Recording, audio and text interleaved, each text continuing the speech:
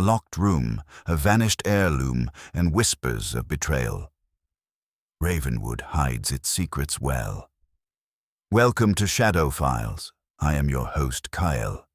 Tell me, where are you watching from tonight? Your voices always make this journey special.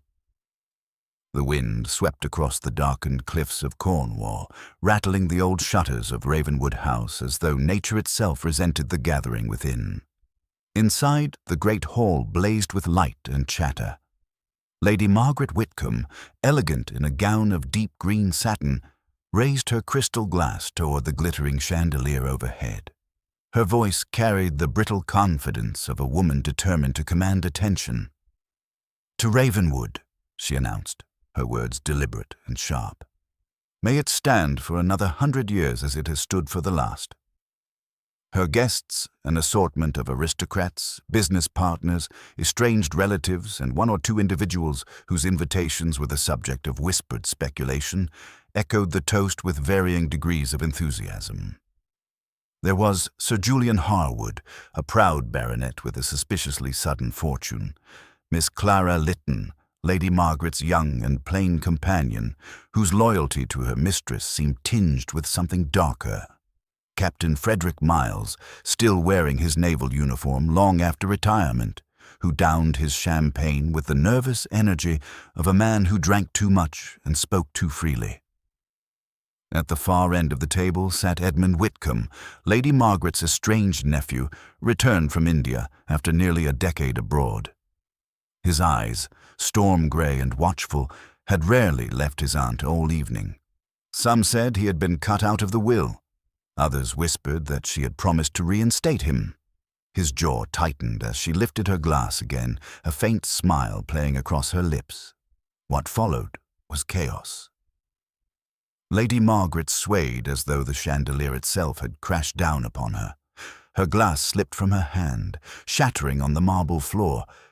A strangled gasp escaped her throat. Within moments, she collapsed backward onto the velvet chair, her body unnaturally rigid. Screams echoed through the great hall. Sir Julian sprang to his feet, shouting for the servants. Miss Clara clutched at her mistress's wrist, trembling. Captain Miles muttered something incoherent, reaching for the decanter as though liquor could steady his shock. It was Edmund Whitcomb who broke the paralysis. With grim composure, he bent over the fallen woman. "She is dead," he said flatly. "Poison, without a doubt." The words struck the company like a thunderclap. Poison. In Ravenwood House. And so, amid the storm outside and the whispers within, the secrets of Ravenwood began to stir. For a few seconds after Edmund's pronouncement, time seemed to halt, as if the house itself held its breath. Then order reasserted itself with the austere efficiency that had kept Ravenwood upright through a century of births, weddings, and quarrels. The butler, Avery, materialized with a kind of funereal calm, directing footmen to draw the velvet curtains and steer the agitated guests away from the body. Mrs. Drake, the housekeeper, arrived in a rustle of black bombazine and authority, ushering the more hysterical of the ladies into the music room, where the soft, conscientious notes of a distant piano seemed to have been left hanging in the air from some abandoned entertainment.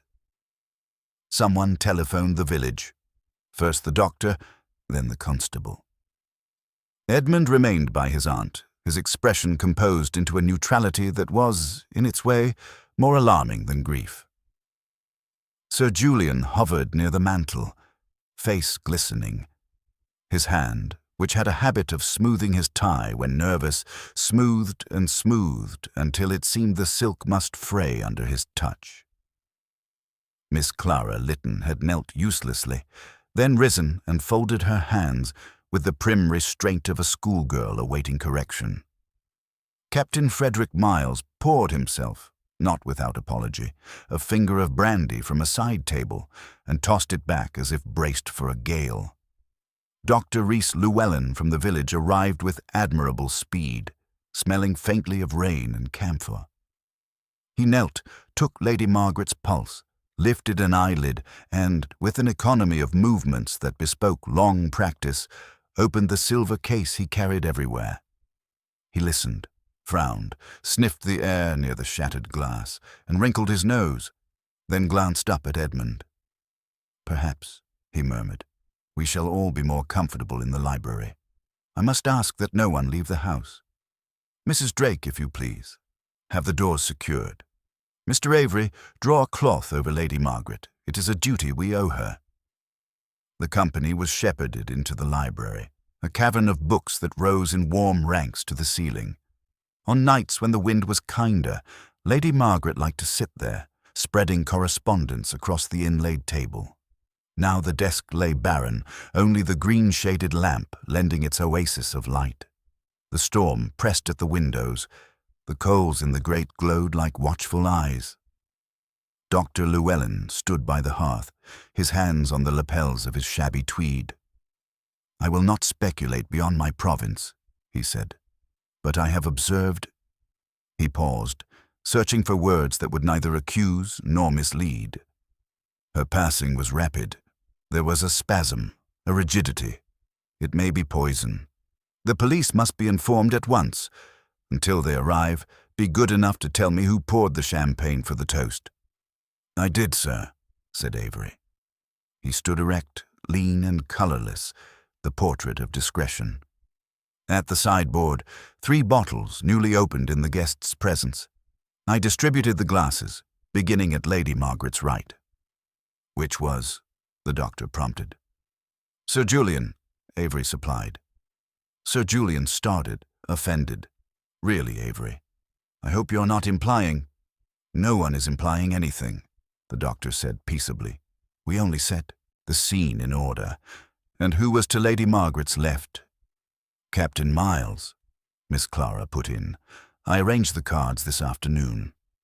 "Did you?" The doctor's eyes rested on her for a fraction longer than courtesy required. She dropped her gaze, and one noticed by then that her fingers were stained an inky purple, as though from a leaky pen. "Very good. You will all forgive me for observing what is obvious. All of you drank from the same bottles, I take it. Yet only Lady Margaret is ill. Therefore, if poison there is, it was likely introduced into her glass alone, or upon its rim, or in some manner contrived at the moment of the toast." Edmund's mouth tightened. "It was not I," he said, before anyone had thought to look at him. "I did not approach her glass." "Indeed?" Sir Julian said, voice brittle. "But you pronounced poison with remarkable confidence, my dear boy. One might almost think you expected it." The doctor's head turned sharply. "We will have none of that. If we are to keep our heads and our consciences, let us confine ourselves to facts." He nodded to Mrs. Drake.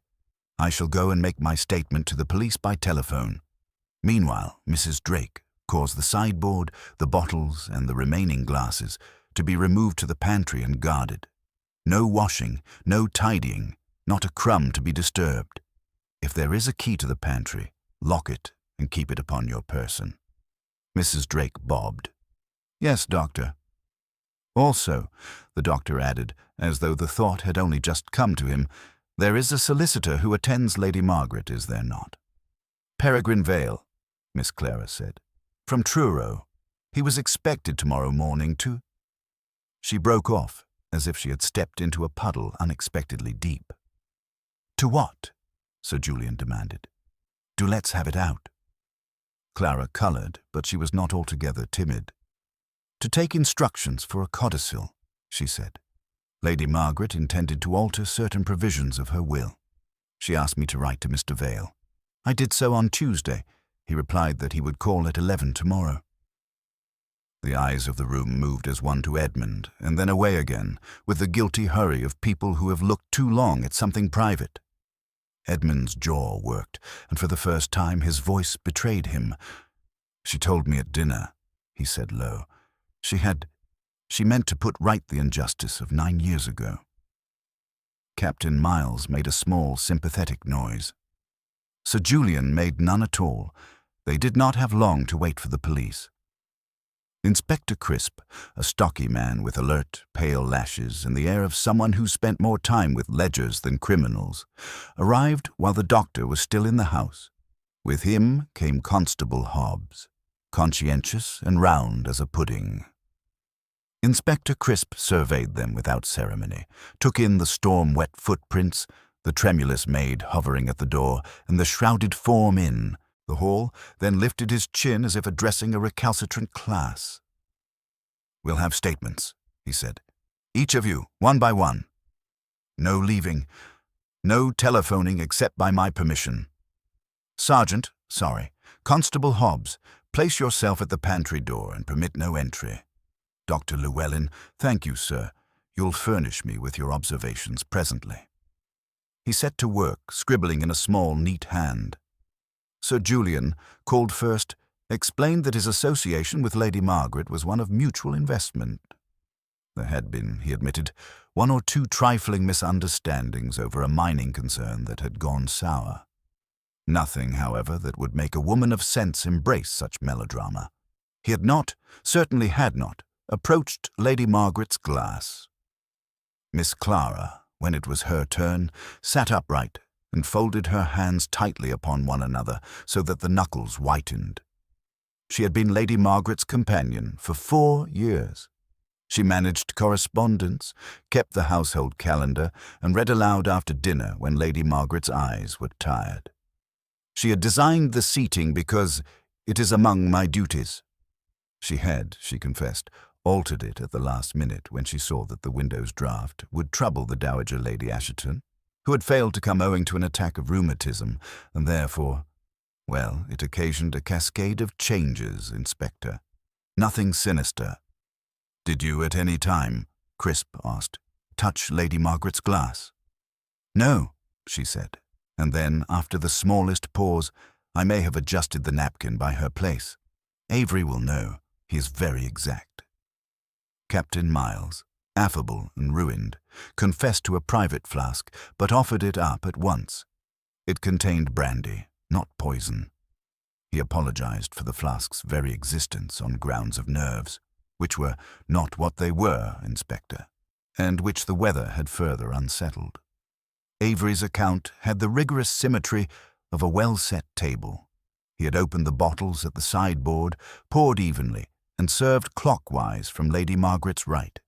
He had not, in any degree, varied from the practice of years. "And who carried the very glass to her hand?"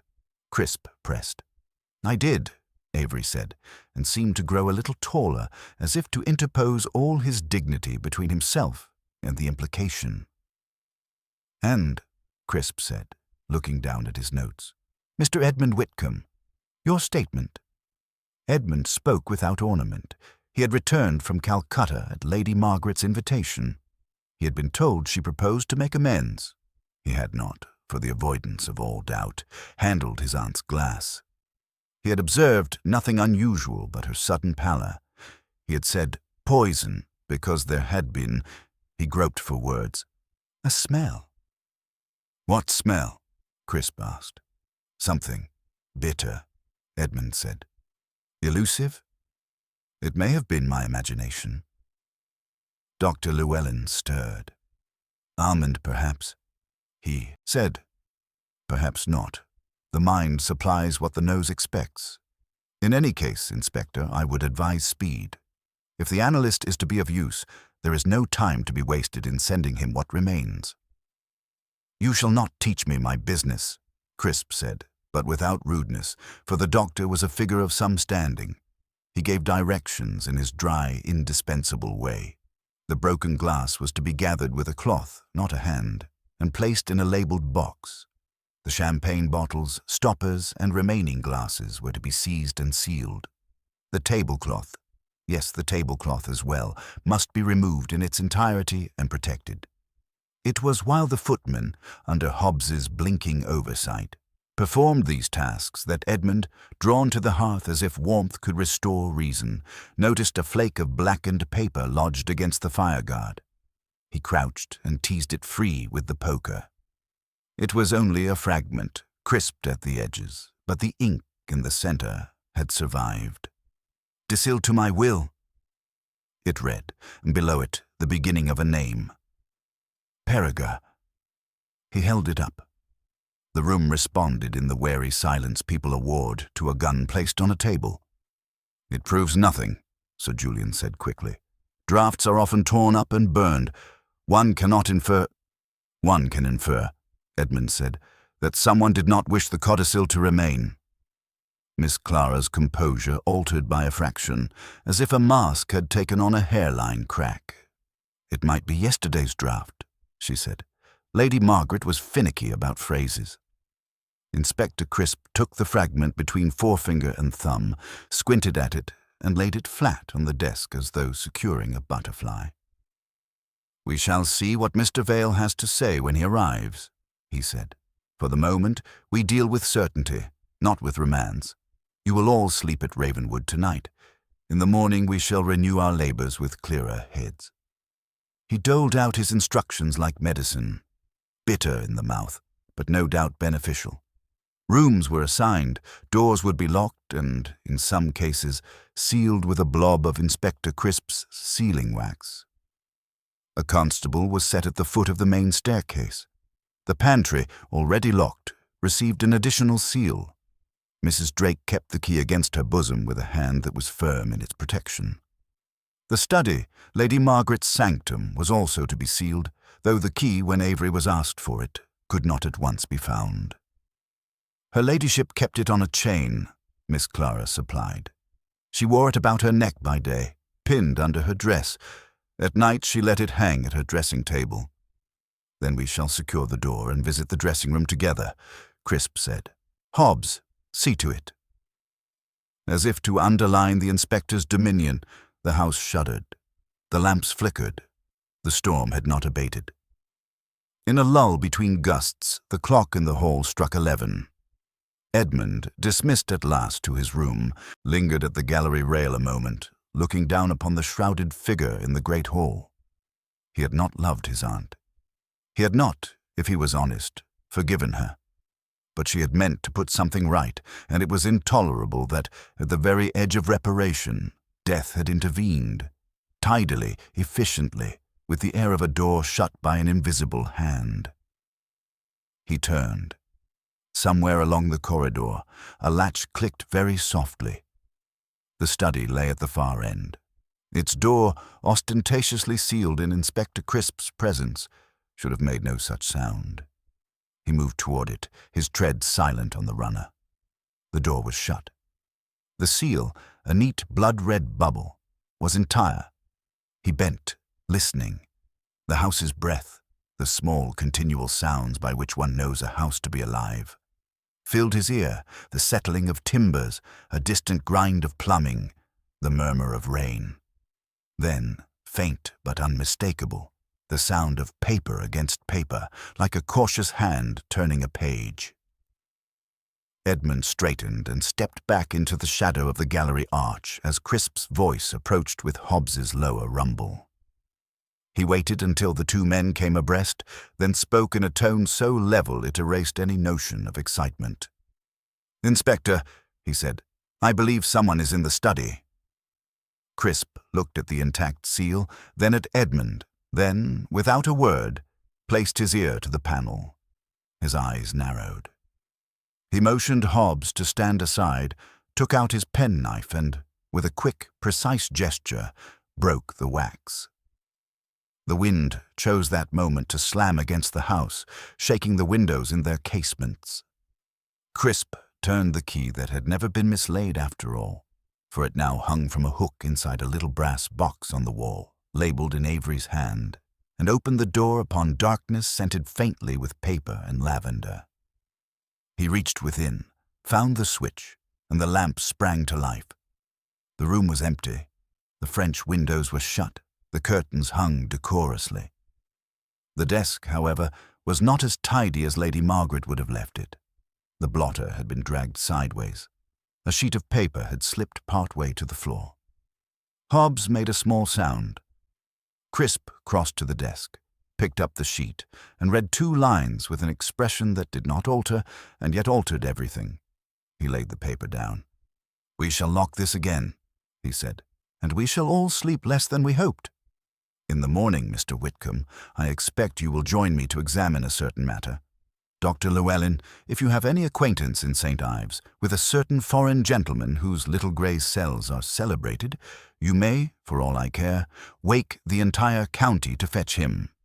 I do not like what I find, and I like still less that I cannot yet name why." The door closed upon the restored seal. The passage darkened. The house returned to its whispering, unsettled rest, while the storm, untiring, wrote its long lines of rain across the cliffs. And in a desk draught, beneath, the blotter where Crisp's hand had briefly pressed, a second, thinner sheet breathed, as if relieved to have been overlooked for one more night. The night wore on in Ravenwood House with the unnatural silence that follows calamity. Though the storm still battered the cliffs and rattled the high windows, inside the corridors of the mansion one could almost hear the strain of suppressed voices of people lying awake in beds not their own, each rehearsing private thoughts they dared not share. Somewhere a door creaked and then shut softly. Elsewhere a floorboard groaned under the weight of a sleepless tread. Fear has a sound, and Ravenwood was alive with it. Inspector Crisp, though outwardly a man of stolid bureaucracy, was not untouched by unease. He had spent years managing the prosaic matters of theft, smuggling, and the occasional domestic quarrel that turned ugly. Murder, particularly murder by poison, in a house crowded with the gentry, was another species of challenge. He paced his chamber until near dawn, his notebook ever at hand, lines of testimony and half-formed questions scribbled in his small, exact script. The study had troubled him, more than he had let on, the scent of something floral overlaying lavender, the displaced blotter, and most of all, the paper whose words he had not shared aloud. He had resolved to wait until morning before risking further disturbance. Still, sleep eluded him, and so it was that at breakfast, when the guests gathered reluctantly in the oak-panelled dining room, they found the inspector pale-eyed but brisk, his manner brisker still. The body of Lady Margaret had been removed to a locked chamber, guarded by Constable Hobbs. The table was less grand than the night before. The china gleamed, but the guests ate sparingly. Sir Julian nibbled at toast, tearing it to crumbs without swallowing. Miss Clara's hands trembled each time she lifted her cup, though her voice was steady as she inquired whether milk had been boiled properly. Captain Miles drank black coffee in quantities that would have stunned a healthier constitution. Edmund, grave and solitary, broke his bread with the precision of a soldier rationing provisions, but spoke to no one. Inspector Crisp did not linger. "We shall resume presently," he announced, rising. "But before we take statements afresh, you will accompany me to the study. There is something you must see together. It will save time, and perhaps it will shake a tongue or two loose." The study lay at the far end of the west wing, its windows giving on to the cliffs and the grey sea beyond. The storm had abated at last. A pallid light filtered through, staining the room with melancholy. Crisp unlocked the door with Avery beside him and ushered the company inside. On the great oak desk, precisely where he had left it, lay the sheet of paper that had given him pause. With gloved fingers, he held it up. The ink was smudged in places, but the words were legible. "I, Margaret, Whitcomb of Ravenwood House, do declare my intention to amend my last will and testament. To my nephew Edmund Whitcomb I restore such inheritance as was withdrawn in the year 1917. This codicil I direct to be witnessed tomorrow by my solicitor, Peregrine Vale." A silence followed, heavy as the stones of the house itself. Edmund's face darkened with a complex tide of emotion. Vindication, grief, perhaps something sterner still. Sir Julian let out a strangled laugh. "Well," he said, "that is plain enough, isn't it? If this document had stood, Edmund here would have profited handsomely. And now, by some remarkable coincidence, the lady is dead before she can sign it. Convenient, I should say." Edmund turned on him, voice sharp. "Convenient? For whom, Sir Julian? The unsigned draft benefits no one. Without signature, it is so much ash." As ash indeed it nearly became, judging by the fragment I found last night. Enough, Crisp interjected. You will not quarrel before me. This paper proves motive, nothing more. It does not prove method, nor opportunity. Miss Lytton, you were in charge of the correspondence. Did you type this? Miss Clara nodded faintly. Yes. Her ladyship dictated it to me on Tuesday evening. She was particular about the phrasing. She meant to sign it in Mr. Vale's presence. She instructed me to burn the earlier draft. I did so in the study grate. That must be the fragment Edmund discovered. Did she give you this copy to post? Number 8 was to remain here until Mr. Vale's arrival. Clara pressed her lips together. She kept it in the right-hand drawer of her desk. Last night, after supper, I saw her place it there myself. Crisp eyed the drawer, which now stood slightly ajar. Yet we find it on the surface of the desk. Who removed it, and when? None answered. The question hung in the air like smoke. At that moment, Avery cleared his throat. His demeanor, usually unshakable, showed a hairline crack. Inspector, forgive me, but there is another matter. When I went this morning to open Lady Margaret's jewel cabinet, as the family might expect, her pearls, you see, were customarily worn even at breakfast. I found the cabinet unlocked. A ruby brooch is missing. This revelation drew a gasp from Clara, and an oath from Captain Miles. Sir Julian's eyes glittered. So, he said, we have poison and theft in one night. I should think the inspector will earn his pension on this case alone. Crisp ignored him. Theft or contrivance to appear theft, he muttered. We shall see. For now, I require honesty. If anyone in this room has touched Lady Margaret's desk or cabinet since supper last night, speak at once. No one did. The silence deepened until it seemed the books along the walls might lean forward to listen. It was then that the footman returned with news that the solicitor, Mr. Peregrine Vale, had arrived, having ridden early from Truro when word of Lady Margaret's death reached him. He was ushered in, a tall, angular man with pince-nez and the weary patience of one who spends his life amidst other people's disputes. He bowed gravely to the company.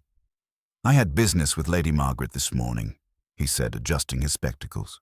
I regret to find myself instead at an inquest. Inspector, how may I serve? Crisp handed him the codicil. Vale scanned it, lips pursed. Yes, this is my draft, as dictated by Lady Margaret. I confirmed my attendance to witness it today. Without her signature, alas, it has no legal force. The existing will remains operative. And who benefits under the existing will? Crisp asked. Vale looked uncomfortable, but at last spoke. Sir Julian Harwood, as principal legatee. Lady Margaret admired his investments and wished to support them. The estate of Ravenwood House would pass to him in trust. To Miss Clara, a modest annuity. To Captain Miles, a token bequest in gratitude for his services to her late husband. To Edmund, nothing, as the quarrel of 1917 still stood. Every gaze fixed upon Sir Julian. His complexion had paled, but his composure held. A gross misrepresentation, he said stiffly. Lady Margaret trusted me. I did not seek her fortune, though I confess I was honored by her intention. I have enemies, Inspector, but I am not so clumsy as to make them believe me a poisoner. Nevertheless, Crisp said, you must admit the codicil endangered your prospects. Lady Margaret died on the eve of its execution. That is a coincidence which the law does not smile upon. The tension was broken only when Captain Miles dropped his coffee cup, shattering porcelain across the hearthrug. Forgive me, he stammered. Nerves, damnable nerves. I saw, well, no matter. His eyes darted to the window, where the sea's mist pressed close. Crisp drew himself up. This investigation requires sharper eyes than mine alone. Fortunately, assistance has been sought. You may expect presently the arrival of one who is, I am told, expert in matters of psychology and deduction. Until then, none will leave this house, nor tamper with desk or cabinet. I shall guard them myself if I must." With that, he dismissed the gathering. Yet the company did not scatter without lingering glances, weighted with suspicion. Clara bit her lip as she left, her posture that of a governess unjustly accused. Sir Julian's step was brisk, almost too brisk, as if to prove his innocence by the mere firmness of his gait. Captain Miles shuffled, muttering half-formed oaths. Edmund lingered longest, gazing once more at the codicil before bowing his head in bitter silence. As the guests dispersed, Inspector Crisp remained alone in the study. He looked again at the codicil, then at the blotter, then at the faint impression of letters on the desk where another paper had lately lain. He leaned closer, frowning. The imprint was partial, but two words stood out, distinctly, pressed deep by Lady Margaret's firm hand. "Do not." Outside, the sound of carriage wheels on gravel reached the inspector's ear. A motor, perhaps, or something lighter. He strode to the window. A black motor car gleamed through the mist, its roof glistening with the night's rain. From it descended a small, neat man in a bowler hat, his mustaches as precise as the crease of his trousers, his step unhurried, yet curiously commanding. Hercule Poirot had arrived at Ravenwood House. The arrival of Hercule Poirot at Ravenwood House was like the placing of a jewel into its setting. Suddenly the design made sense, and all eyes were drawn toward it. Though the house was somber, and the air inside heavy with suspicion, Poirot entered with a composure that refused contagion. He removed his gloves with care, placed his hat precisely upon the hall table, and inclined his head first to Inspector Crisp, then to the company who had gathered once more in the drawing-room as if compelled by invisible strings.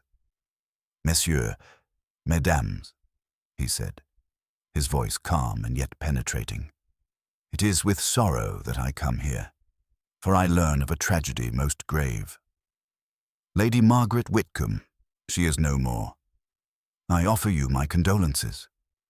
But," he raised a finger, "it is not for condolences alone that I come. My friend, Dr. Llewellyn, he has requested my little assistance, and as one does not refuse the call of duty, I am here. Hercule Poirot will see, will listen, will observe." Inspector Crisp, who had built his reputation on steadiness and disliked ceding command, bristled. Yet he knew Poirot's name carried a weight not easily dismissed. "We have the matter well in hand, monsieur," he said. "Statements taken, evidence secured. It is likely only a matter of following through with diligence." "Eh bien," Poirot replied pleasantly, "then my presence will not disturb. But perhaps I may, how do you say, illuminate certain little shadows which diligence alone does not banish." He smiled faintly, and the mustache glistened in the lamplight. Poirot seated himself, not in the place of honor by the fire, but in a simple chair near the side table, where he could command a full view of the faces turned toward him. He folded his hands neatly, every finger symmetrical. "Permit me to hear, from the beginning, the story as it unfolded last night. Inspector, you will indulge me. When was the toast given?" Crisp recited the sequence. Poirot inclined his head gravely at each point. "And the glass?" It was poured by the butler, handed to Lady Margaret by his own hand, and touched by none other. "Bon. Yet she alone falls dead. Mes amis, already we see the line of paradox. If the bottles were wholesome and all drank, then the poison must have been in the glass itself. Who, then, had the opportunity to prepare it?" A silence fell. Poirot turned his gaze, deliberate and discomforting, upon each in turn. Sir Julian cleared his throat. "Monsieur Poirot, no one here is so clumsy as to tamper with a glass in full view of the household." Poirot's eyes twinkled. "Clumsiness, no. But subtlety? Ah, that is another matter. There are poisons which leave no scent, which dissolve in a moment. A hand may pass near a glass under pretext of arranging a napkin or of removing a crumb. A very little drop, it is enough, and sometimes A gesture which all believe innocent. Ah, that is the cover, n'est-ce pas? Miss Clara Lytton, pale but upright, stiffened. I assure you, monsieur, I merely adjusted the table cards. I did not. Poirot raised a hand gently. I accuse no one, mademoiselle. I state only the possibilities. We must not hurry, no? For when we hurry, we stumble, and Hercule Poirot, he does not stumble. A faint ripple passed through the room, half amusement, half irritation. Poirot then turned his attention to Edmund. And you, monsieur, you returned from India at the invitation of Lady Margaret, is it not so? To be restored in her will. Tell me, did she speak of this to you? Yes, Edmund said, voice low.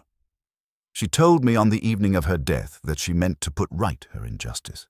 She said Mr. Vale would attend in the morning. Poirot's brows rose.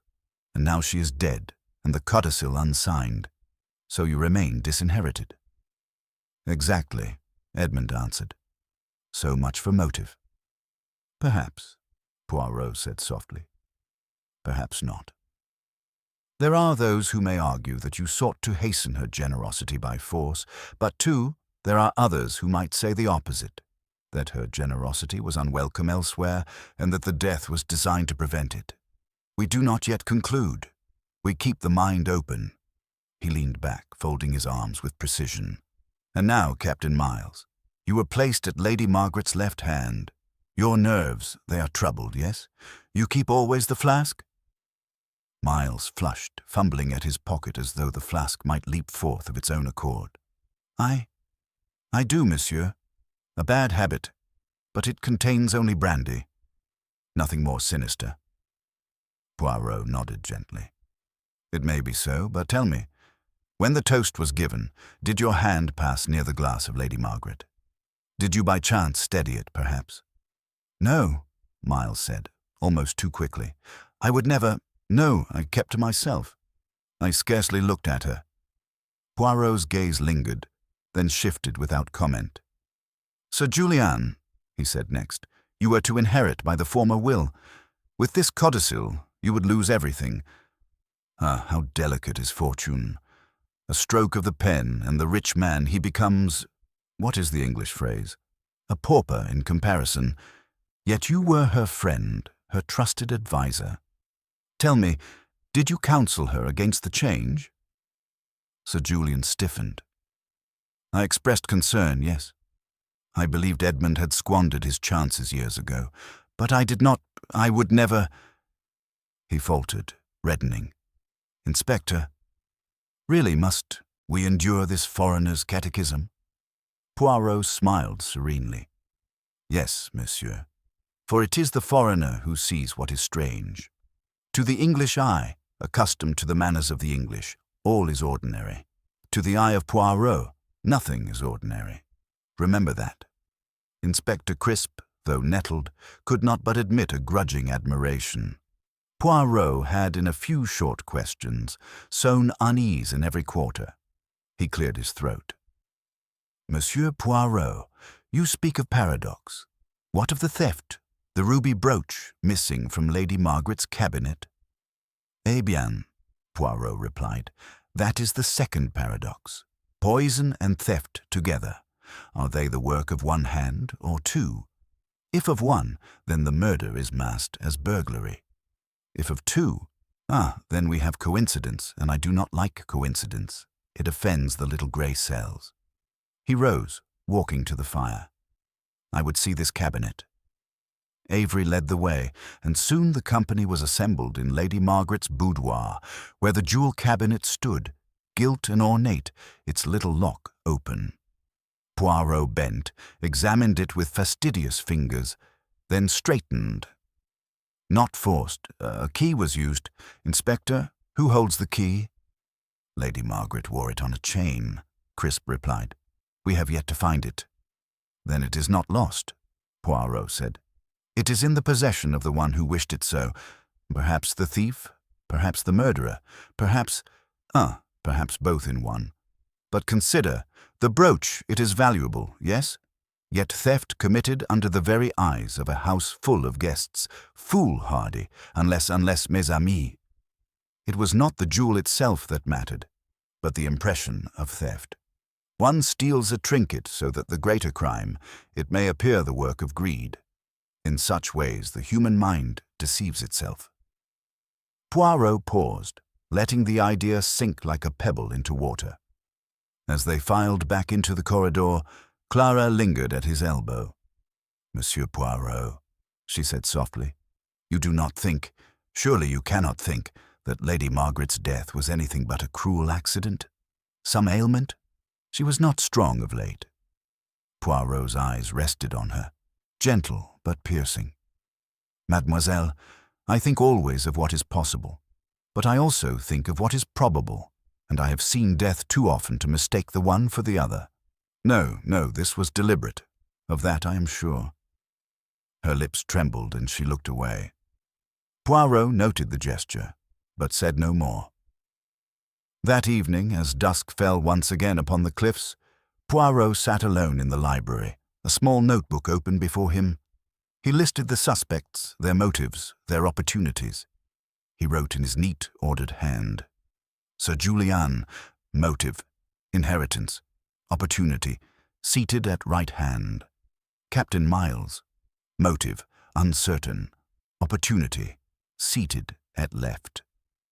Miss Clara, motive, unknown, loyalty ambiguous, opportunity, table cards. Edmund, motive, none apparent, yet suspicion falls. Avery, motive, none seen, but proximity absolute. Poirot tapped his pen. "Always," he murmured to himself, "there is one who benefits in ways that are not seen. Money, power, revenge, yes, but also perhaps the silence of another secret. Eh bien, tomorrow I will speak to each, alone. For now, I arrange my thoughts." The storm outside had calmed, leaving only the relentless sea below. In the shadows of Ravenwood House, its inhabitants lay in uneasy sleep once more. But Poirot, watchful and precise, had already begun to weave the strands into pattern. And somewhere in the house, unseen, a hand turned once more to paper, striking a line through a name. The following morning dawned cold and clear, a pale sun spreading across the cliffs, as if reluctant to touch Ravenwood House. The storm had passed, but inside the mansion the air remained heavy, strained with suspicion. Poirot rose earlier than the others, though he did not hurry. He dressed with his usual fastidiousness, his moustaches waxed to perfection, his patent leather shoes gleaming, and descended to the breakfast room at precisely 8 o'clock. Inspector Crisp was already there, brooding over strong tea and a sheaf of notes. His expression suggested he had slept little. Poirot inclined his head with courtesy. "Bon matin, Inspector. We are both men of method, I think. You with your notes, I with my little grey cells. Today we proceed with the interviews, n'est-ce pas? Each bird in its cage must sing alone." Crisp grunted assent. "I have arranged them by order of proximity at the table. Start with Sir Julian, then Captain Miles, then Miss Lytton, then Edmund. Avery and the servants after. Très bien. We begin." Sir Julian Harwood was summoned first to the library. He entered with a show of dignity, adjusting his cuffs, but his ruddy face betrayed tension. Poirot gestured to a chair. "Sit, monsieur. We talk as friends. You knew Lady Margaret well. You stood to benefit greatly by her will." "Indeed," Sir Julian said stiffly. "She admired my ventures. I provided sound advice, and she valued it." Poirot nodded. "And yet, when she chose to change her will, pardon, her codicil, you were displeased." "I thought it rash," Sir Julian admitted. "To restore Edmund, who had defied her, squandered money, brought scandal upon the family. It was folly. I told her so." Poirot leaned forward, eyes keen. "And she replied?" Sir Julian hesitated. "She said she must atone for her severity, that she had wronged him. Nonsense, I told her, but she was determined." "And the brooch, monsieur?" Poirot asked suddenly. "It vanishes the same night. Tell me, would you, a man of investments and estates, risk all for a trinket?" Sir Julian bristled. "Certainly not. I have no need of baubles." Poirot observed him a moment longer. Then he said gently, "You are proud, monsieur, but pride may blind as much as it may guide. Merci, that is all." To dame next came Captain Frederick Miles. He shuffled in nervously, eyes bloodshot from lack of sleep, his hands trembling. Poirot regarded him kindly. "Captain, you have the look of a man who has fought many storms, and yet one storm defeats you still. You keep always the flask, eh?" Miles gave a wry smile. "Yes, monsieur. Old habits? Nerves. I was never the same after the war. I drink too much, I confess it. But poison a lady? Never." Poirot's gaze softened. "I do not accuse. I ask. Did you notice anything at the table? Any hand that strayed too near Lady Margaret's glass?" The captain swallowed. "Perhaps. I thought Miss Lytton leaned forward once to adjust a napkin. Her hand was near the glass. But I cannot swear it. My eyes were not steady." "Yet you noticed?" Poirot made a note. "And you, monsieur, why were you remembered in her will?" Miles flushed. "Her late husband was my commanding officer. I served him faithfully. Lady Margaret was generous enough to remember me. Though the bequest was small, I had no quarrel with her." "Perhaps no quarrel," Poirot murmured. "But desperation, it may breed folly. Still, you speak with sincerity." "Merci." Miss Clara Lytton entered with composure that seemed carefully rehearsed. Her plain dress, neatly pressed, gave the impression of humility, but her eyes betrayed an intelligence more acute than she wished to show. "Mademoiselle," Poirot said warmly, "you were closest to Lady Margaret in daily life. You knew her moods, her letters, her secrets, perhaps." "I was her companion, nothing more," Clara replied. "I performed my duties faithfully." Poirot smiled. "But companions, they become confidants, no? Tell me, this codicil, you typed it. What did you think of it?" Her lips tightened. "I thought it unwise. Lady Margaret was inconsistent. She swayed between affection and resentment. I advised caution, and you burned the draft," Poirot said softly. "Why so eager? Was it Lady Margaret's order, or your own?" Clara's eyes flickered. It was her wish. She disliked untidiness, even in papers. Poirot tilted his head. "You are exact, mademoiselle. Yet last night, when she died, you touched her place-setting. Yes? You admit it." "I adjusted her napkin only," Clara said quickly.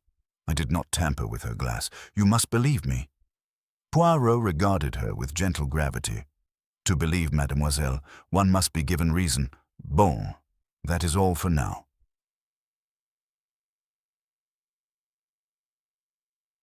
Edmund Whitcomb entered last among the principals. His manner was cool, his gaze steady, yet there was anger beneath his composure. "Monsieur Edmund," Poirot began, "you had most to gain from the codicil. Yet with it unsigned, you gain nothing. Some would say that makes you innocent." Edmund's lips curled. "And some would say it makes me the perfect suspect. I know how this game is played." Poirot raised his brows. "Game, monsieur? Ah, but murder is no game. Tell me, what did you feel when Lady Margaret promised to restore you?" A shadow passed across his face. Relief, gratitude perhaps, but also resentment. She had ruined me once before. A signature could not erase that. Poirot nodded slowly. "Bitterness remains, even when forgiveness is offered. It poisons also, and yet you proclaimed poison at once, last night. Why so certain?" "There was a scent," Edmund said, voice flat. "Bitter almond. I'd smelled it before." "Before? Where?" Poirot pressed. "In India," Edmund said shortly. "A case of poisoning among the servants. I will not elaborate." Poirot watched him carefully. "You are a man who has seen much. But do not forget, monsieur, that here in England, even knowledge may condemn. Merci.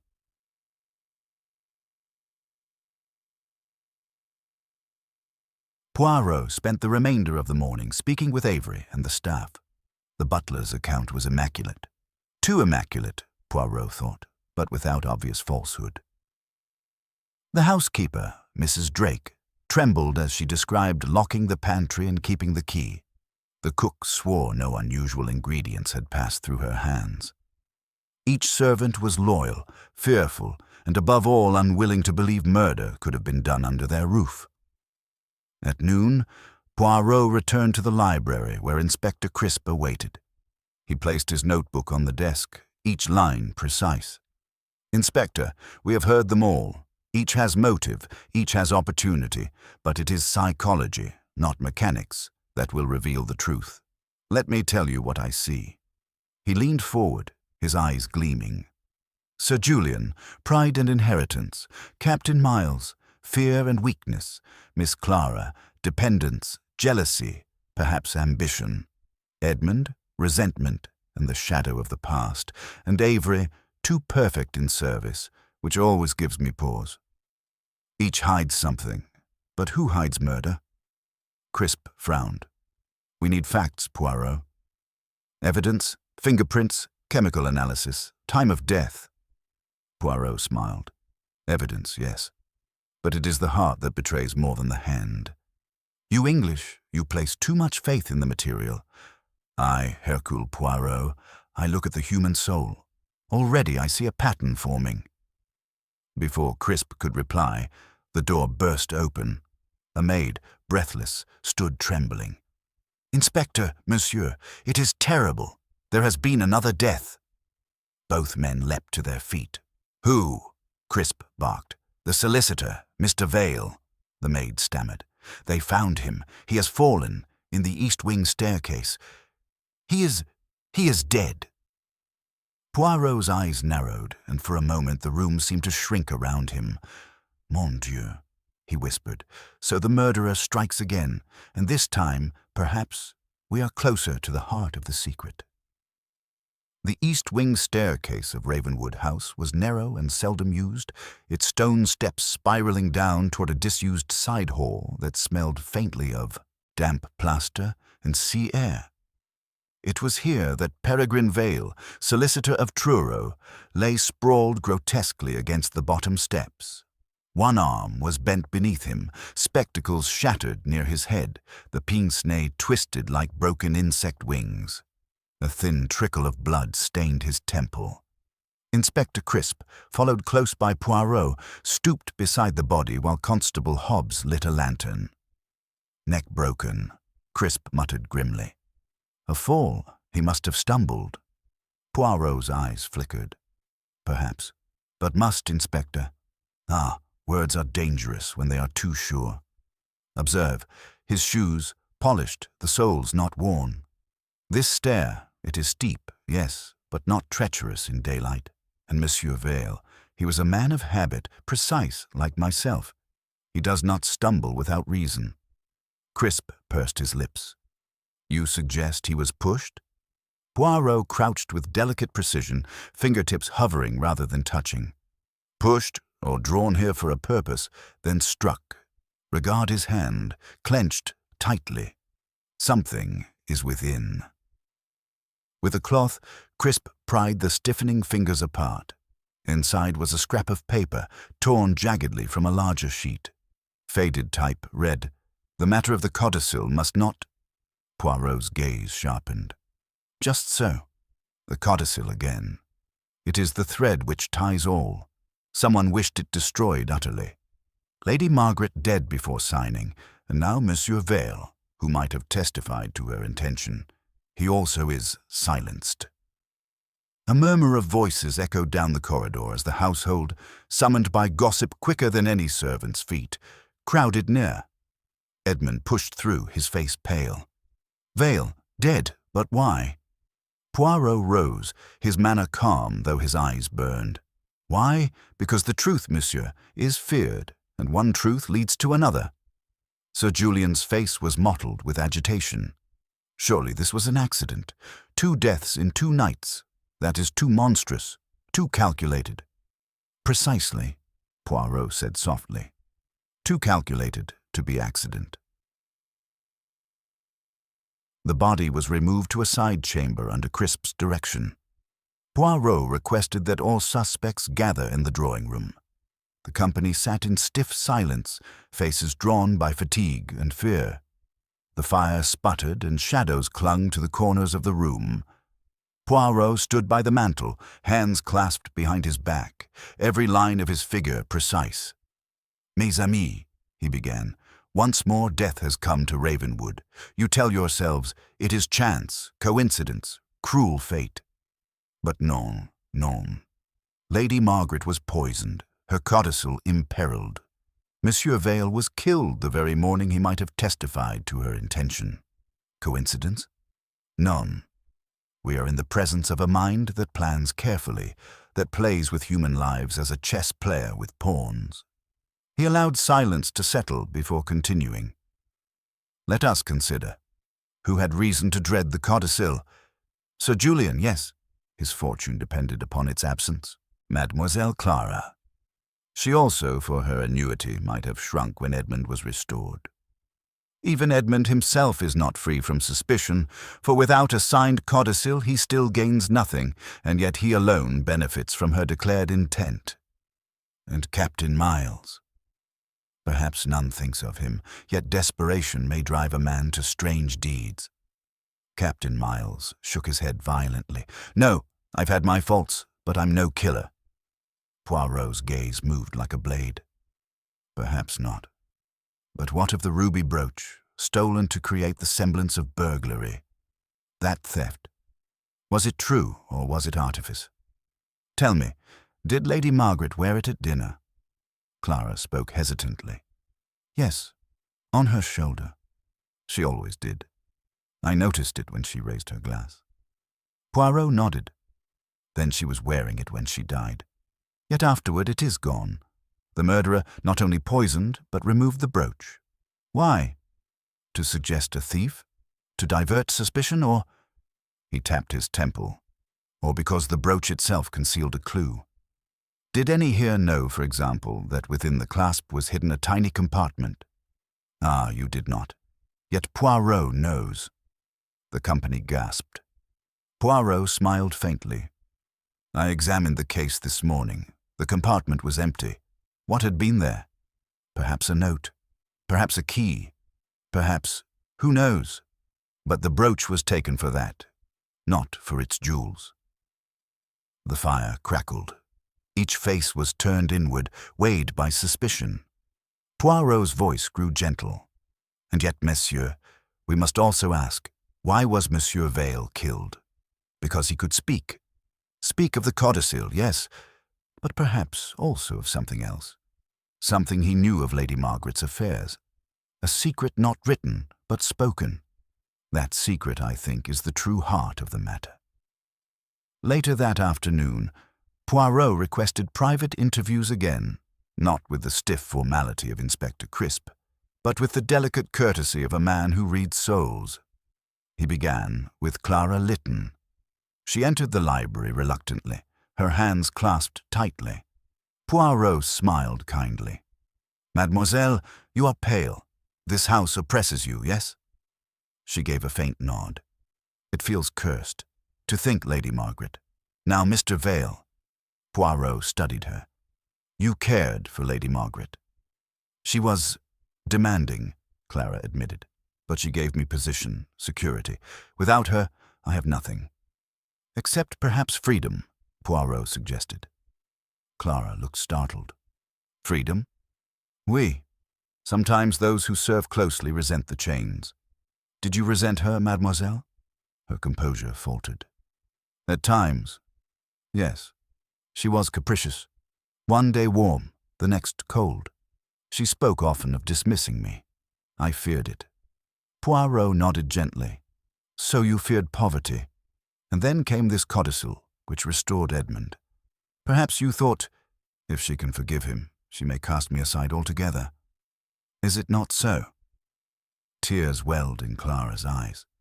I never harmed her. I swear it. Poirot's gaze softened. Perhaps not with your hands, but resentment, it is dangerous. Merci, mademoiselle. She fled the room, leaving Poirot thoughtful. Next came Captain Miles, hands trembling worse than before. He clutched his flask, though Poirot disapproved with a glance. "Captain," Poirot said softly, "you have seen death in war, but this death, it unsettles you more than shells and bullets, n'est-ce pas?" Miles swallowed hard. "Poison, monsieur. It is dishonorable, cowardly. A man cannot fight it." "Yet you saw something at the table, did you not?" Poirot pressed. Miles hesitated. "Perhaps. I thought Miss Lytton leaned too near, but now I doubt my own eyes. I drank too much." "Or perhaps you saw more," Poirot suggested. "Perhaps you saw who took the brooch after Lady Margaret collapsed." The captain's face blanched. He stammered. Poirot leaned closer, whispering, "Speak, mon capitaine. Silence protects only the guilty." Finally, in a hoarse whisper, Miles said, "I saw someone's hand after the commotion. A man's hand. It reached so quickly, plucked the brooch. But I dare not name him. I may be mistaken." Poirot's eyes gleamed. "No, you are not mistaken. You give me much, mon ami." "Merci." By evening, Poirot had spoken again with Edmund and Sir Julian, though they revealed little more. Yet Poirot's eyes were brighter, his mind racing. He gathered Crisp in the library. "Inspector, we approach the truth. 2 deaths, 1 theft, 1 codicil. They are threads of one tapestry. The murderer, he is clever, yes, but also vain. He believes his plan flawless. He is wrong. Poirot sees the flaw." Crisp frowned. "And you'll tell me now?" Poirot smiled faintly. "Not yet. To speak too soon is to let the fish escape the net. First, we must allow him to betray himself. For that, I require all the company assembled tomorrow. In the great hall, there Poirot will set his trap." Crisp sighed, but yielded. "As you wish, monsieur. God help us all if you're wrong." Poirot adjusted his cuffs. Hercule Poirot, he is never wrong. Only sometimes he waits to be right. And so the night fell once more on Ravenwood House, the sea booming below, the wind whispering at the eaves. Within, every heart trembled with suspicion. Yet Poirot sat serene, a small smile upon his lips as his little grey cells wove the strands of deceit into a single, inevitable pattern. The next morning, Ravenwood House awoke to a hush that felt heavier than silence itself. No storm roared against the windows, no rain lashed the cliffs. The sea below was a dull sheet of pewter, indifferent, and the sky above pale with a watery sun. Yet inside, tension ran like a taut wire through every corridor. The guests and household alike moved softly, as though unwilling to disturb the fragile balance that held suspicion at bay. At precisely 10 o'clock, Avery announced that Monsieur Poirot required the presence of all in the great hall. The room had been prepared, curtains drawn back, sunlight slanting across the long, polished floor, the fire crackling in the immense hearth, though the air was not cold. Chairs were arranged in a semicircle, facing the high-backed one that Poirot had claimed for himself, not unlike a judge presiding over a tribunal. Inspector Crisp, grim and unsmiling, stood at one side with his notebook. The company entered one by one. Sir Julian, stiff and ruddy, with an expression that dared anyone to accuse him. Captain Miles, pale and twitching, clutching his flask as though it were a talisman. Miss Clara, composed yet weary, her eyes shadowed with sleeplessness. Edmund, austere, his jaw clenched as though braced for judgment. Avery the butler entered last, dignified as always, though his face betrayed unease at being placed among the suspects. Poirot rose, bowing slightly. "Mes amis, I thank you for your presence. We have passed 2 nights of tragedy beneath this roof. Lady Margaret Whitcomb, poisoned. Monsieur Peregrine Vale, killed in what some would call an accident, but which Poirot does not. And there is theft also, the ruby brooch that concealed a secret compartment. Are these matters separate? Number, they are threads of the same fabric. Today, I shall pull gently at those threads, and we shall see what pattern emerges. The room stirred uneasily. Poirot continued, his voice measured, calm but carrying an authority that none could dismiss. Let us begin with what is certain. Lady Margaret raised her glass. She alone drank, she alone fell. Therefore, the poison was placed not in the bottles, but in her glass. Who touched that glass? Avery the butler, who served it. Miss Clara, who admits she adjusted the napkin.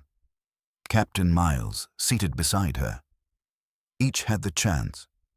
Yet chance, mes amis, is not proof. We must ask instead, who possessed the will to act? His dark eyes swept the semicircle. The codicil is our guide. With her signature, Edmund regains all.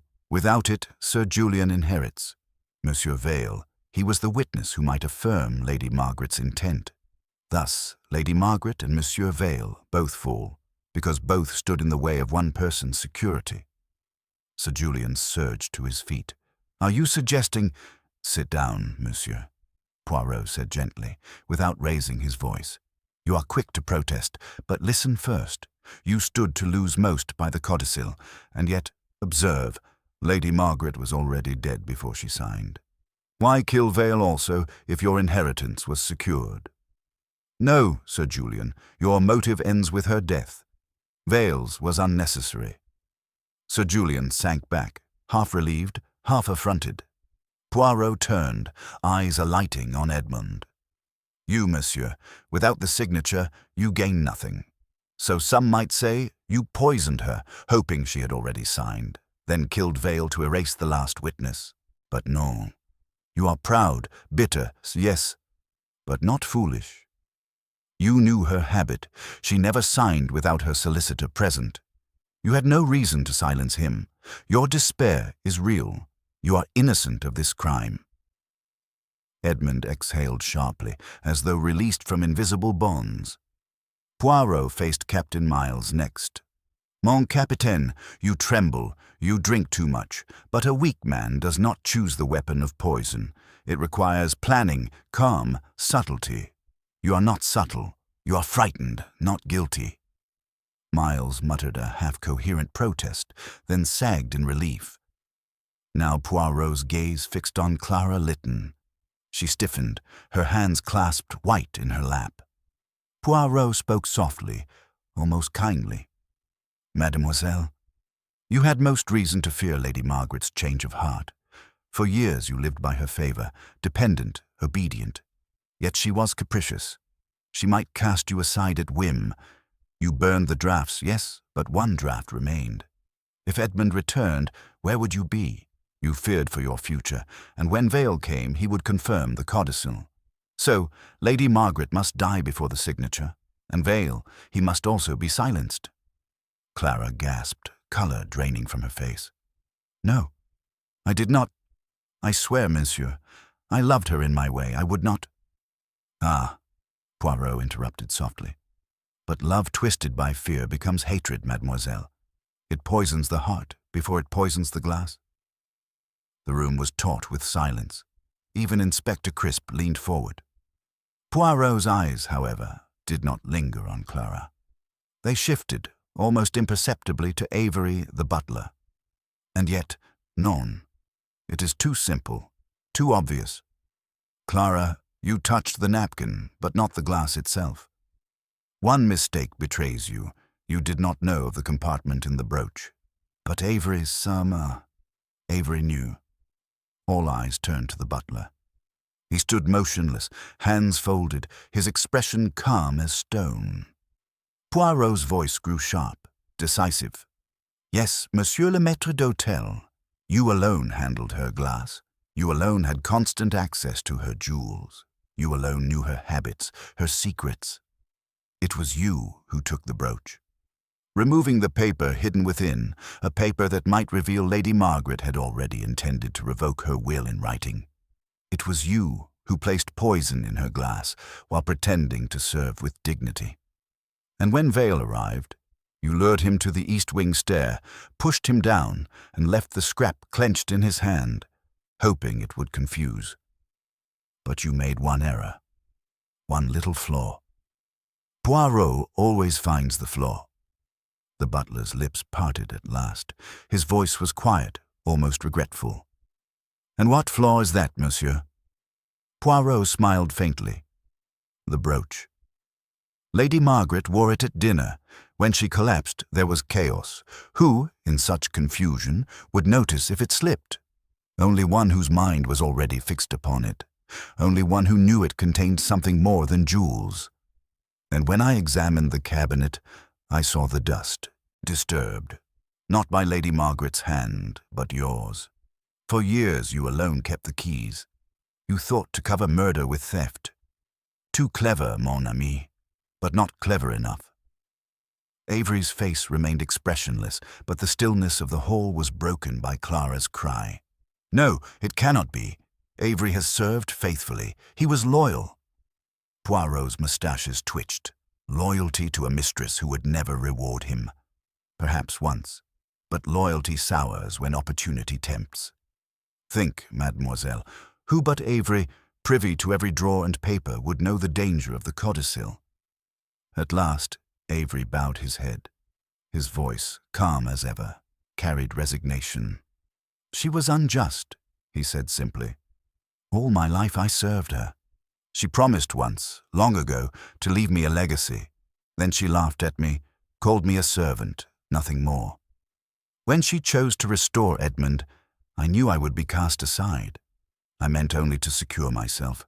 The codicil could not be allowed, and Vale would make it binding. I could not let it be." Inspector Crisp stepped forward, notebook forgotten. "Then you admit?" "Yes," Avery said, straightening with the dignity of a soldier.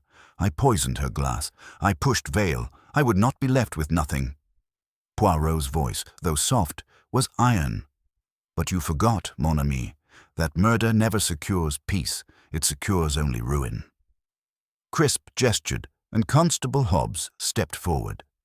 Avery offered no resistance. As he was led away, his calm remained, though his eyes were shadowed by something darker. Perhaps remorse, perhaps only the quiet of defeat. Poirot turned back to the company. He spoke gently now, almost kindly. "And so, the pattern is complete. Lady Margaret died because she wavered between justice and cruelty. Vale died because he bore witness to her intent, and Avery, who lived in silence all his years, thought at last to claim what was never his.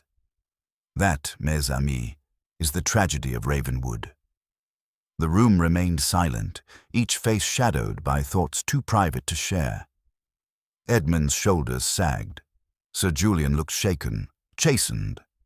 Clara wept quietly into her handkerchief. Poirot, however, stood composed, immaculate. He adjusted his cuffs, smoothed his moustache, and allowed a faint smile to play across his lips. "Justice, she is done. But remember, mes amis, murder is not born only of greed or hatred. It is born of fear. Fear poisons the heart before it poisons the glass. And that, I think, Lady Margaret herself might have understood too late." With that, Hercule Poirot inclined his head and turned toward the door, his polished shoes clicking softly on the floor. Outside, the sea murmured against the cliffs, indifferent to secrets, indifferent to justice, indifferent to all save its own eternal rhythm. The hours after Avery's confession unfolded with a peculiar heaviness, as though the very walls of Ravenwood House had absorbed the tension of 2 days and now exhaled it in long, weary sighs. Constable Hobbs escorted the butler away with dutiful firmness, while Inspector Crisp oversaw the practicalities, sealing evidence, taking signatures, preparing the official record. The once proud butler went without struggle, his head held high as though his dignity were the final possession he would not surrender. Poirot remained by the hearth in the great hall, his small frame composed, his moustaches immaculate despite the tumult. He did not gloat, nor did he bask in the triumph of his deductions.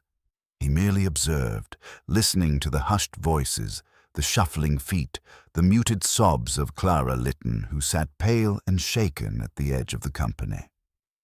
When at last Inspector Crisp returned, wiping his brow with a handkerchief, he sighed.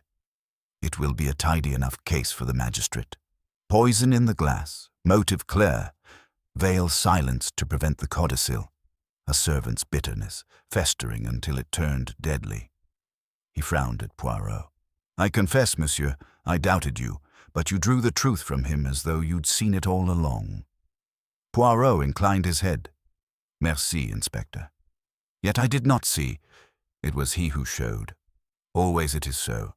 The murderer cannot help but betray himself if only one watches closely. It is human nature. Crisp grunted. Then justice will be done. Poirot, however, lifted a finger. Ah, but justice. It is a word that is not so simple, mon ami. The law, yes, it will punish Avery. But Lady Margaret, she too bears responsibility. She kept him bound by promises, gave him glimpses of favor, then withdrew them. She created in him both loyalty and despair. And so, you see, the roots of murder lie not only in the hand that acts, but in the soil that nourished it. His words left the room in silence. Edmund, who had stood rigid near the window, turned abruptly and strode out into the corridor, unable or unwilling to listen further. Clara pressed her handkerchief to her eyes. Sir Julian muttered something about foreign philosophies, but his voice lacked conviction. That evening, the household gathered once more for supper, though appetite was absent. The long table was subdued, the empty chair at its head a silent reproach. Poirot ate little, preferring to sip a tisane of lemon. He listened more than he spoke, his eyes flicking from face to face, reading what words did not reveal. It was Edmund who broke the silence at last. I'm glad the truth is uncovered, he said, his tone strained, but it does not restore what was lost. My aunt's intent dies with her, unsigned.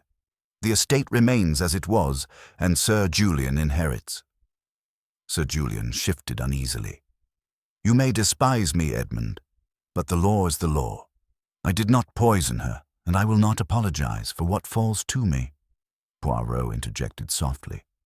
And yet, monsieur, the law sometimes delivers what the heart cannot accept. Lady Margaret intended to repair her injustice, but death prevented it. That is the tragedy, not the inheritance itself. Edmund's eyes burned with resentment, but he said no more. Clara, who had been silent, spoke then, her voice brittle. I cannot remain here, without Lady Margaret.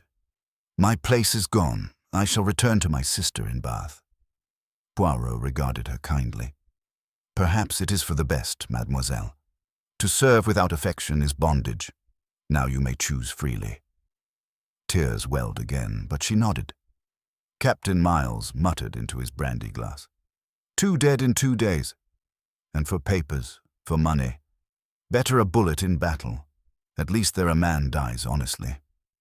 Poirot touched his arm gently. Perhaps, mon capitaine. But remember, courage is not only in the field. It is also in living with wounds unseen. Do not despise yourself so. For the first time, Miles gave a small, grateful nod. Later, Poirot walked alone through the corridors of Ravenwood, his steps echoing against the stone.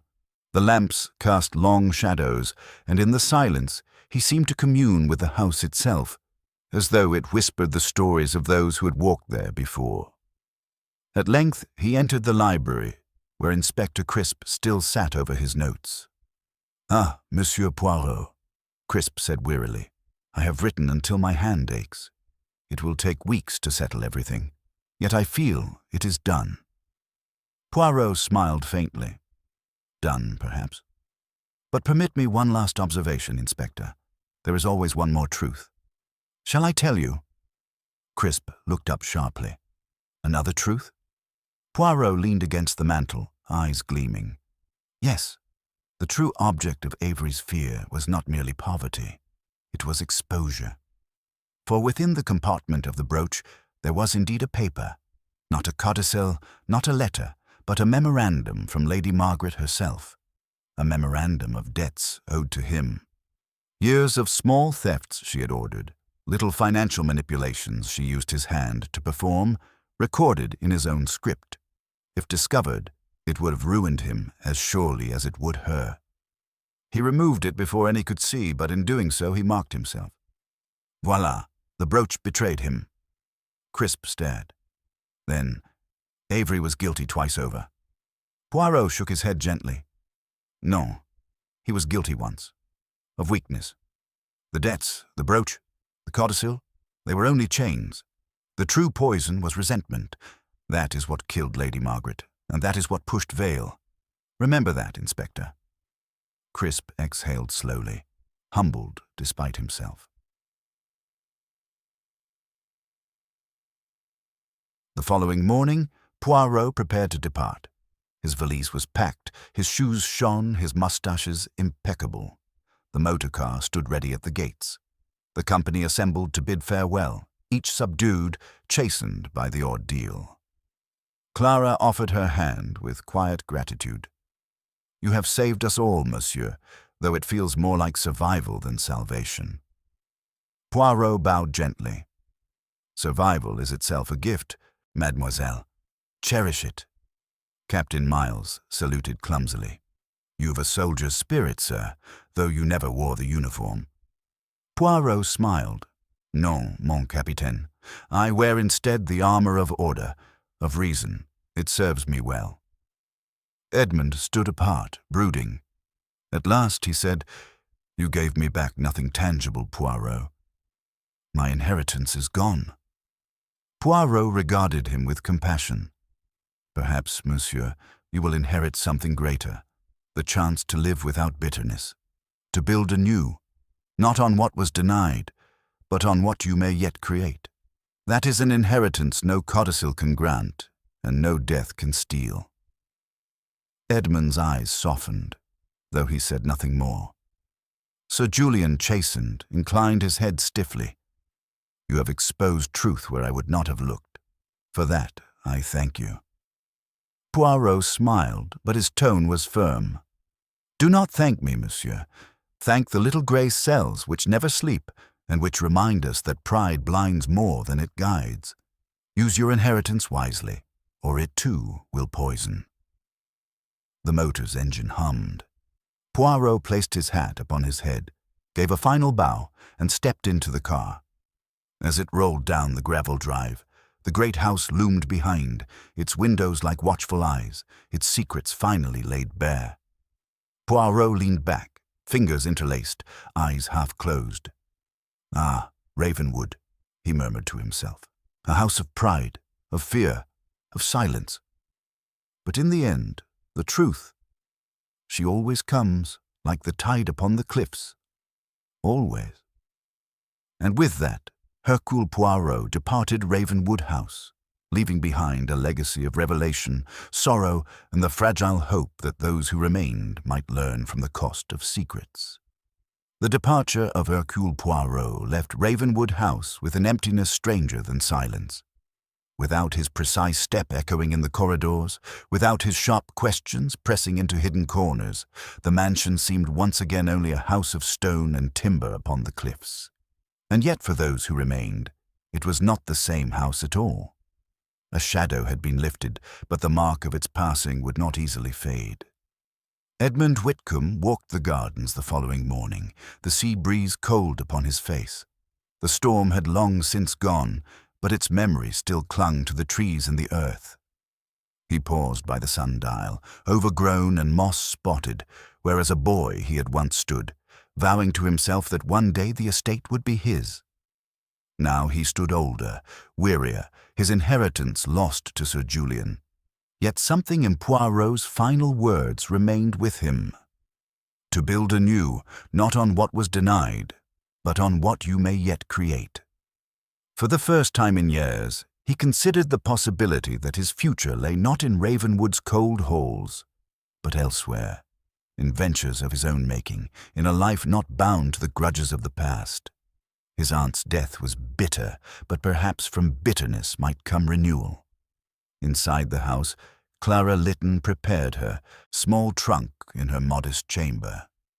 She had lived at Ravenwood 4 years, serving Lady Margaret in all her whims, enduring kindness and cruelty alike.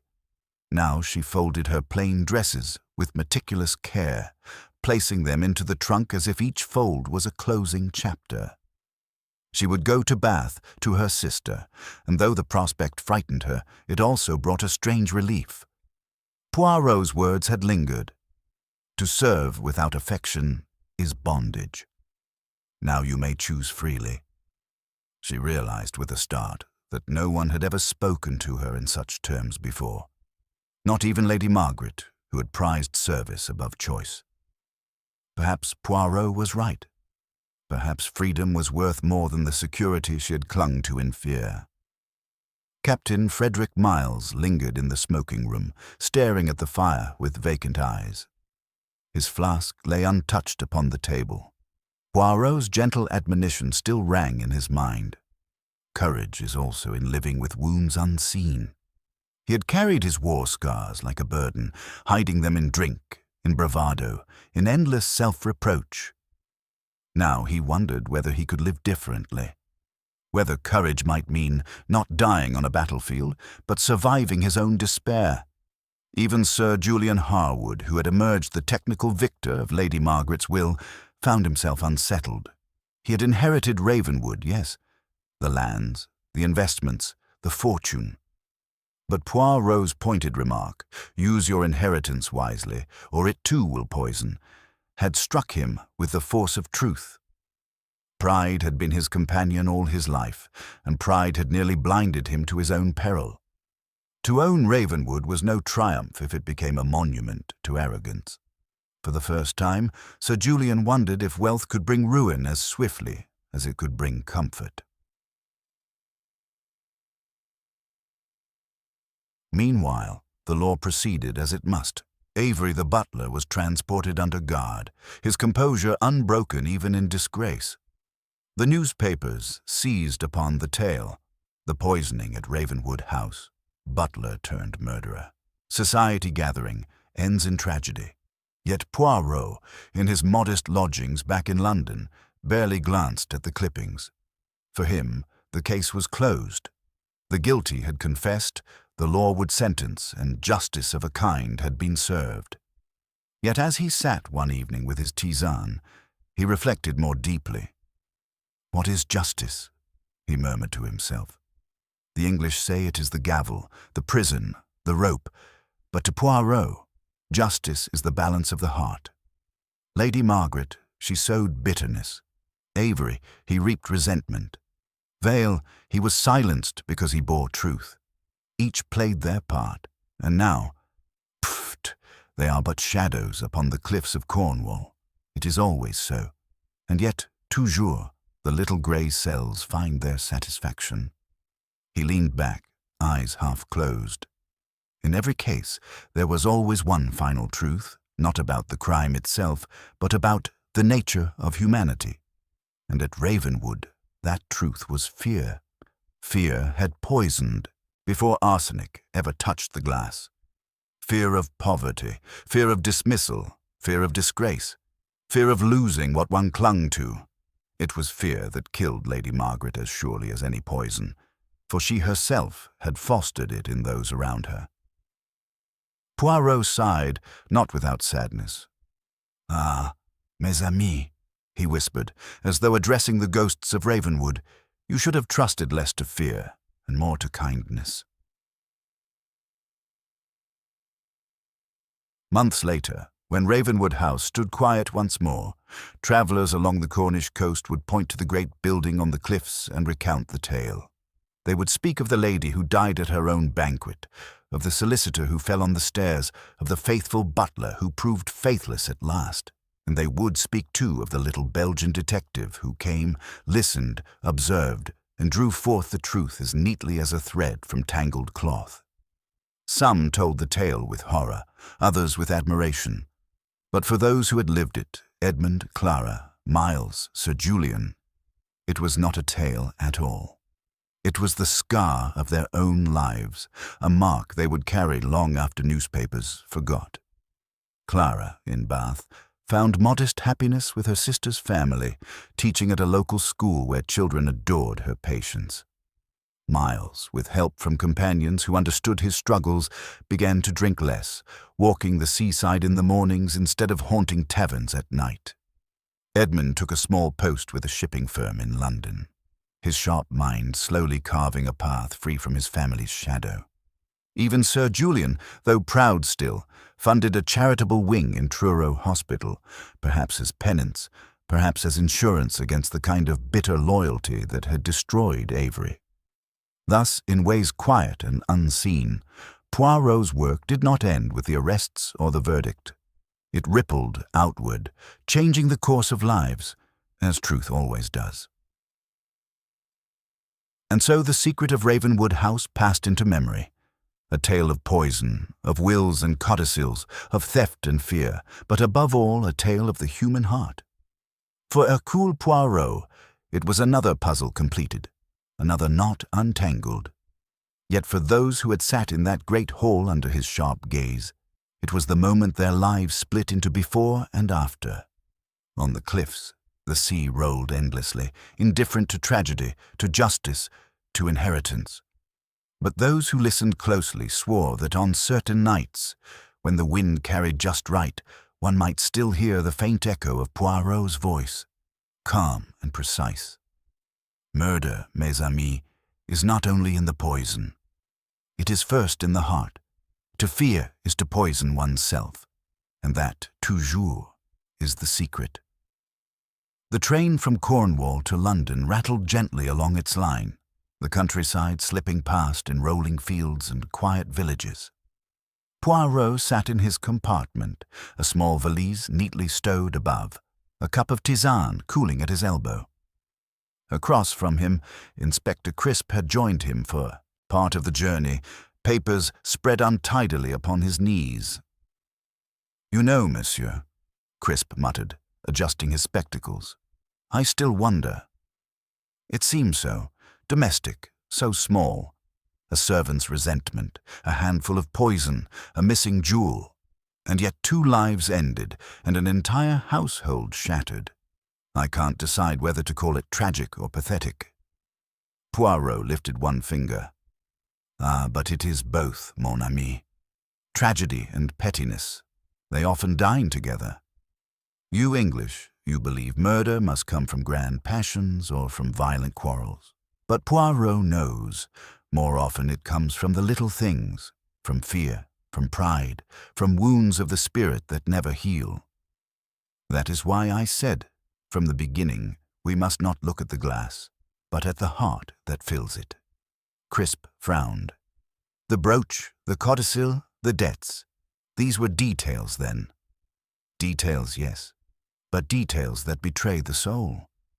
Lady Margaret thought she ruled by favour and disdain. She bound those about her with promises half kept and threats half spoken. Poor Avery, he believed himself invisible until the day came when he could bear it no longer. He killed not only for fear of poverty, but for the insult of a lifetime. It is always so. The crime is born years before the act. He sipped his tisane delicately, and Monsieur Vale, pauvre homme, he died because he represented truth.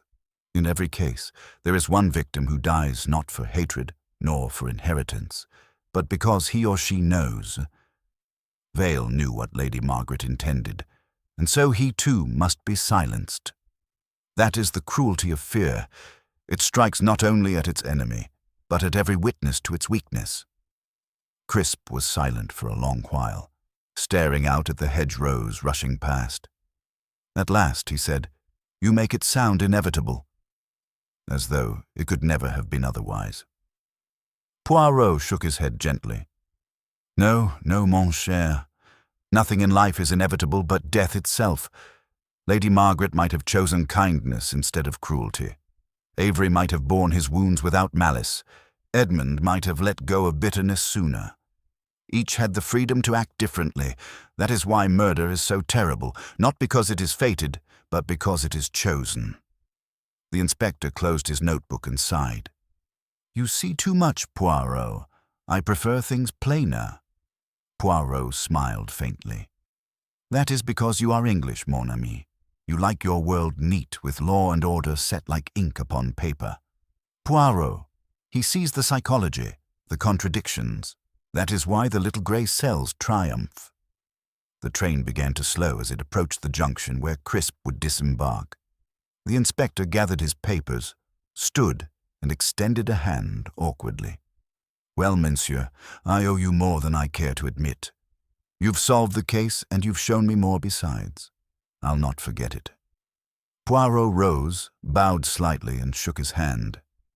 Bon voyage, Inspector. Remember, always look not only at what men do, but at why they do it. There lies the truth. When the inspector had gone, Poirot resumed his seat, his eyes half closed, the countryside now giving way to the outskirts of London. He reflected not on the triumph of deduction, but on the faces he had left behind. Edmund staring out to sea with the weight of a future uncertain. Clara folding her plain dresses with trembling hands. Miles gripping his flask as though it were a lifeline. Sir Julian shifting uncomfortably under the burden of fortune he had half wished to inherit. Each, in their way, carried a scar from Ravenwood House. Each must live with what had been revealed. Poirot, for his part, carried no scar. He carried only the satisfaction of order restored, truth brought to light, and lives redirected, however painfully, toward honesty. He leaned back, murmuring to himself in French, La peur, c'est le vrai poison. Fear, it is the real poison. Without it, no glass could kill.